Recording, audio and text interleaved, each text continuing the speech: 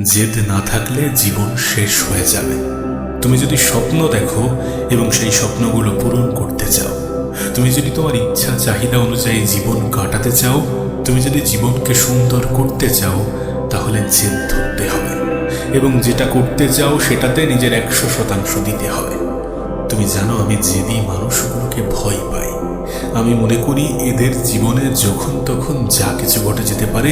এরা এদের জীবনকে যখন তখন যে কোনো মুহূর্তে পরিবর্তন করতে পারে। তুমি অনেকবার শুরু করেছো, অনেকবার চেষ্টা করেছো, কিন্তু সেটাকে শেষ করনি। তোমার সমস্যা ট্যালেন্ট নয়, তোমার সমস্যা অলসতা নয়, তুমি জেদ ধরো না।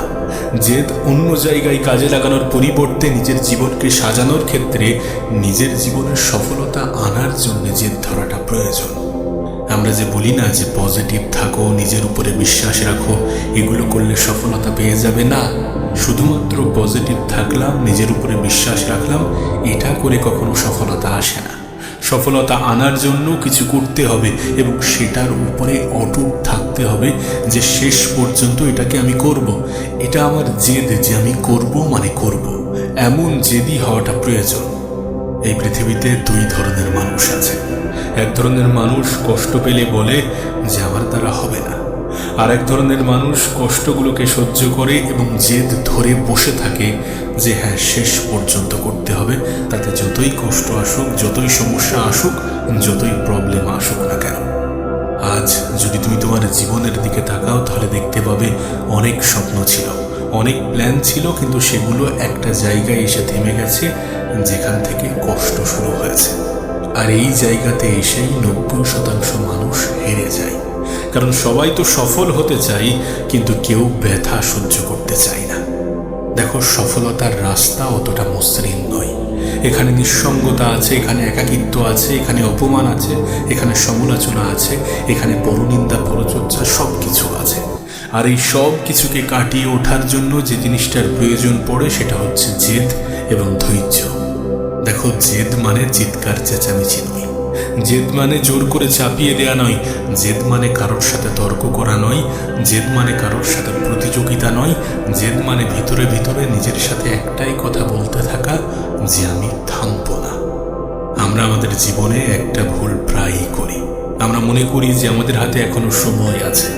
সময় আছে, কিন্তু এই সময় আমাদের জন্য অপেক্ষা করছে না। সময় কখনো কারোর জন্য অপেক্ষা করে না। এই পৃথিবীতে প্রত্যেক দিন হাজার হাজার মানুষ সফলতা পাচ্ছে, যাদের কাছে তোমার থেকেও কম সুযোগ আছে, কম টাকা আছে, কম সাপোর্ট আছে, কিন্তু তাদের কাছে যেটা আছে সেটা হচ্ছে জেদ, যে না, আমি করবই, আমি করে দেখাবই। এবং জেদ যে কোনো কারণে তৈরি হতে পারে। তুমি অতীতে কখনো না কখনো কারোর না কারোর কাছ থেকে আঘাত পেয়েছো, সেটা থেকে তোমার জীবনে জেদ আসতে পারে। অপমান, অবহেলা, সমালোচনা, দায়িত্ব, অভাব, অনাটন, যে কোনো কারণে মানুষের জীবনে জেদ আসতে পারে, কিন্তু নিজের জেদের উপরে অটুট থাকতে হবে। এটা করব ভেবেছি মানে করব, এটা আমার মাথায় এসেছে, এটা করতে হবে মানে করতে হবে, যে কোনো প্রকারে, যে কোনো উপায়ে, যে কোনোভাবে করতেই হবে। না, কাউকে জানানোর দরকার নেই, কাউকে কোনো কিছু বলার দরকার নেই, কাউকে কোনো কিছু বোঝানোর দরকার নেই। তুমি চুপচাপ নিজের উপরে কাজ করে যাও, গোপনে কাজ করে যাও।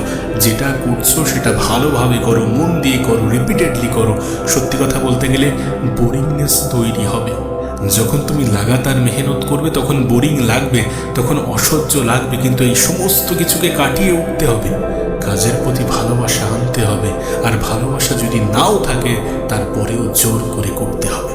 করতে হবে মানে করতে হবে, কোনো অজুহাত চলবে না, কোনো অলসতা যেন প্রশ্রয় না পায়।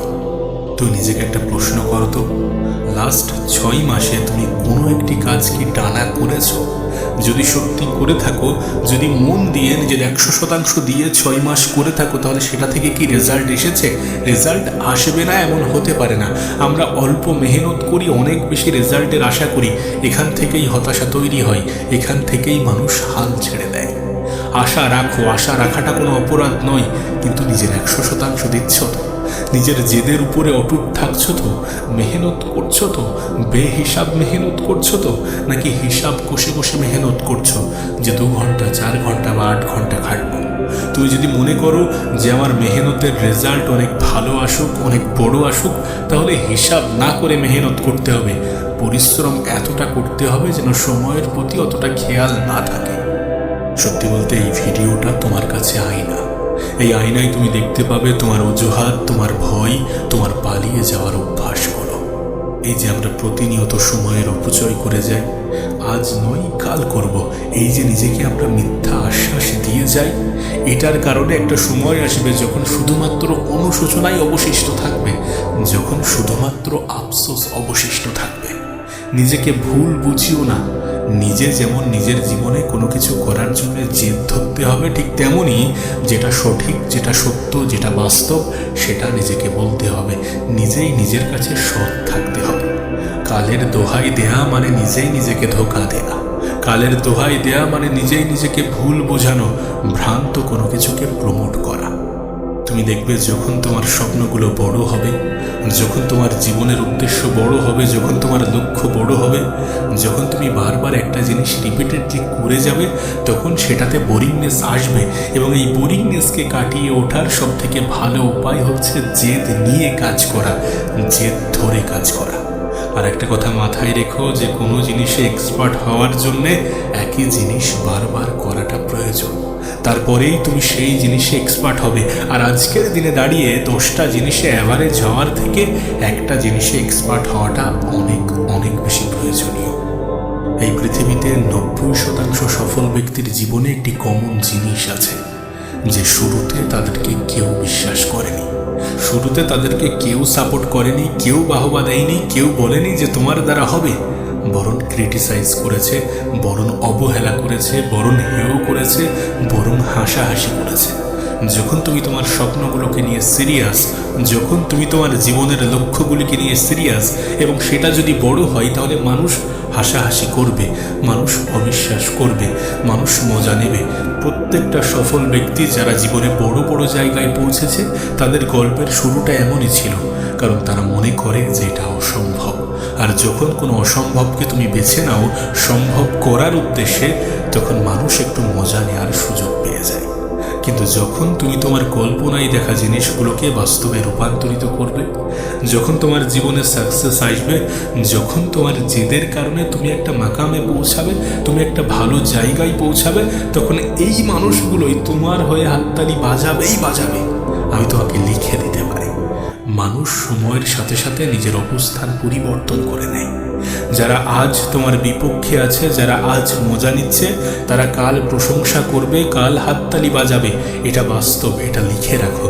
যদি আমার উপরে বিশ্বাস না থাকে, তুমি আজ যাদের গল্প শোনো, যাদের গল্প শুনে তুমি অনুপ্রাণিত হও, যাদেরকে তুমি নিজের ইন্সপিরেশন মনে করো, তারা কিন্তু একটা সময় আগে ওই ছেলেটা বা ওই মেয়েটা ছিল যাদেরকে হেয় করা হতো, যাদেরকে বলা হতো যে তুমি পারবে না, তোমার দ্বারা হবে না, তোমার দ্বারা সম্ভব নয়।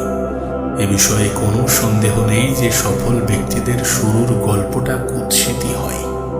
আজকের দিনে দাঁড়িয়ে যখন সবাই দিকভ্রষ্ট, পথভ্রষ্ট, লক্ষ্যভ্রষ্ট, আজকের দিনে দাঁড়িয়ে যখন সবাই সোশ্যাল মিডিয়াতে স্ক্রলিং করতে ব্যস্ত, তখন তুমি যদি একটু জেদ ধরে পরিশ্রম করো না, তখন তুমি যদি একটু এক্সট্রা এফোর্ট দাও না, তুমি দেখবে তুমি কতটা এগিয়ে গিয়েছো।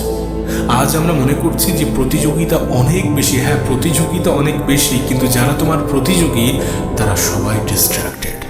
আর তোমাকে এই ফায়দাটাই তুলতে হবে জেদ ধরার মাধ্যমে, পরিশ্রম করার মাধ্যমে, অন্যদের মতো ডিস্ট্রাক্ট না হওয়ার মাধ্যমে। তোমার মেন্টালিটি হওয়া উচিত যে আমি থামবো না, আমি হার মানব না। তোমার শুরুর দিকে তোমাকে একা থাকতে হতে পারে, অনেক অপমানগুলোকে সহ্য করতে হতে পারে, অনেক কিছু মেনে নিতে হতে পারে, অনেক পরিস্থিতিতে মানিয়ে নিতে হতে পারে। রেজাল্ট ভালো না আসলেও আবার চেষ্টা করতে হতে পারে।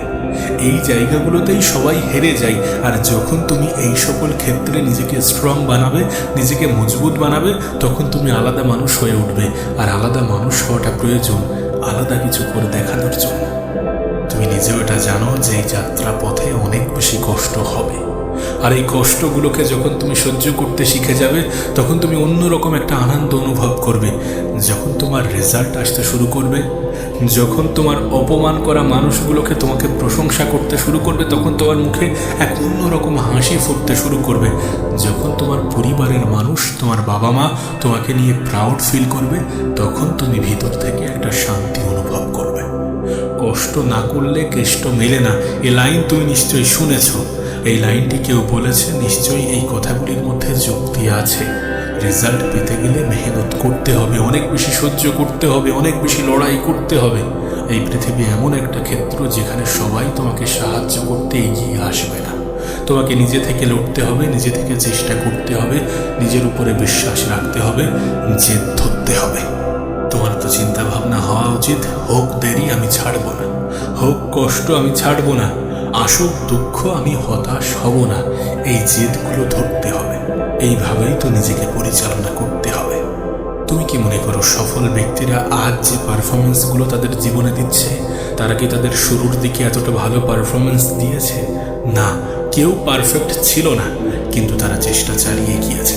তারা থামেনি, তারা হার মানেনি। তারা জানে যে প্রত্যেকটা দিন পারফেক্ট হবে না, কিন্তু প্রত্যেকটা দিন পরিশ্রম করতে হবে। তারা জানে যে আমরা সব কিছু একদম পারফেক্ট করতে পারবো না, কিন্তু তারপরেও করতে হবে। সুন্দর করতে করতে যাতে সময় না হারিয়ে যায়, এই সকল বিষয়গুলোতে খেয়াল রাখতে হবে। তুমি যদি খেয়াল করো তাহলে দেখবে আমরা আমাদের জীবনে অনেক কিছু শুরু তো করি, কিন্তু সেটাকে কন্টিনিউ করতে পারি না, সেটাকে শেষ করতে পারি না। আর এটাই সব থেকে বড় কারণ একজন মানুষের জীবনের ব্যর্থতার, একজন মানুষের জীবনে বিফল হওয়ার। যেটাকে করবে বলে ভাবছো সেটা শুরু করো। প্ল্যানিং হয়ে গিয়েছে, ঠিক আছে, এবার শুরু করে দাও, দেন সেটা কন্টিনিউ করো, তারপর সেটাকে শেষ করো। শেষ করাটা প্রয়োজন। আমি একটা কথা প্রায়ই বলি যে শুরুটা যেমনই হোক না কেন, শেষটা সুন্দর হওয়াটা প্রয়োজন। আর শেষটা সুন্দর তখনই হবে যখন তুমি তোমার বিশ্বাস নিয়ে হার না মেনে লড়াইটা চালিয়ে যাবে। অনেক বাধা আসবে, অনেক বিপদ আসবে, অনেক প্রতিকূল পরিস্থিতির মধ্য দিয়ে জীবন অতিবাহিত করতে হবে, কিন্তু চেষ্টাটা চালিয়ে যেতে হবে। তুমি দেখবে আমরা শুরুতে অনেক বেশি মোটিভেটেড ফিল করি, আমরা শুরুতে অনেক বেশি আগ্রহী থাকি, কিন্তু সময়ের সাথে সাথে যখন বোরিংনেস আসে, যখন ব্যর্থতা আসে, তখন আমরা হাল ছেড়ে দিই। তখন মনে করি আমার দ্বারা আর হবে না। এই যে ভ্রান্ত ধারণা নিয়ে তুমি বসে আছো, এটা তুমি তোমার নিজের সাথে কি অন্যায় অপরাধ করছো না?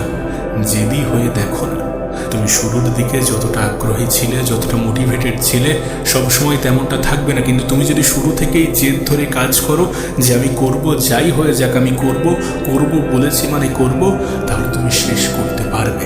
তাই জেদি হওয়াটা প্রয়োজন।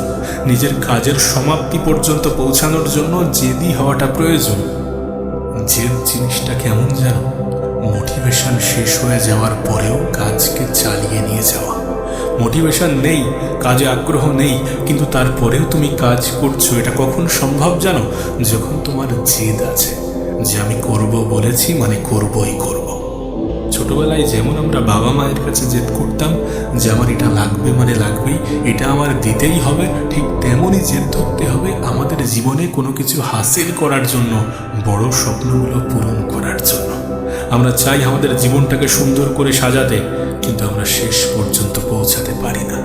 আর শেষ পর্যন্ত পৌঁছাতে পারি না তার কারণ আমরা অল্পতেই ভেঙে পড়ি, অল্পতেই হতাশ হয়ে পড়ি। আচ্ছা, তোমার কি মনে পড়ে শেষ কবে তুমি এমন কিছু করেছো যেটা তোমার করতে মোটেই ভালো লাগছে না বা ভালো লাগেনি, কিন্তু তারপরেও তুমি করেছো? সপ্তাহের প্রত্যেকটা দিন বা মাসের প্রত্যেকটা দিন কিন্তু কাজে আগ্রহ লাগবে না, কাজ করতে ভালো লাগবে না। অনেক সময় বোরিংনেস আসবে, অনেক সময় কাজ থেকে ফাঁকি দিয়ে অন্য কিছু করতে ইচ্ছা হবে, সোশ্যাল মিডিয়াতে স্ক্রলিং করতে ইচ্ছা হবে, একটু এনজয় করতে ইচ্ছা হবে। কিন্তু এই সব কিছু থেকে নিজেকে সেপারেট করার জন্য যে জিনিসটা প্রয়োজন সেটা হচ্ছে জেদ। মানুষের জীবনে যখন কাজের প্রেশার থাকে না, তখন মানুষ কতটা কাজ করে ফেলে তোমার ধারণা নেই। তুমি একবার কল্পনা করো, একটা স্টুডেন্ট সারা বছর কিছু পড়েনি, কিন্তু পরীক্ষার এক সপ্তাহ আগে সে পড়তে বসে এবং সিলেবাস শেষ করে ফেলে। হ্যাঁ, হয়তোবা ভালোভাবে পারে না, কিন্তু যথেষ্ট পরিমাণ পারে। এটা কখন সম্ভব হয়, কেন সম্ভব হয়? কারণ কষ্ট হলেও করতে হবে, সামনে পরীক্ষা যে এসে গেছে। ঠিক তেমনভাবে জেদ আমাদেরকে এটাই শেখায়, এটাই বোঝায় যে কষ্ট হলেও করতে হবে, বোরিং লাগলেও করতে হবে, অনেক সময় মন না বসলেও করতে হবে। আর এটাই সফল ব্যক্তিদের জীবনের সিক্রেট, যে তারা প্রত্যেকটা দিন পারফেক্ট হবে না জেনেও প্রত্যেকটা দিন পরিশ্রম করে। আর আমাদেরকে সেটাই করতে হবে, লাগাতার চেষ্টা চালাতে হবে, প্রতিনিয়ত খাটতে হবে, নিজেকে সময় দিতে হবে, কাজের প্রতি অলসতা অনীহা আসলেও করে যেতে হবে। আর এটা তখনই সম্ভব যখন তুমি বলবে যে আমি থামবো না, আমি হার মানবো না, আমি করে দেখাবোই দেখাবো, আমি আমার স্বপ্ন, আমি আমার লক্ষ্যের প্রতি অটুট থাকবো।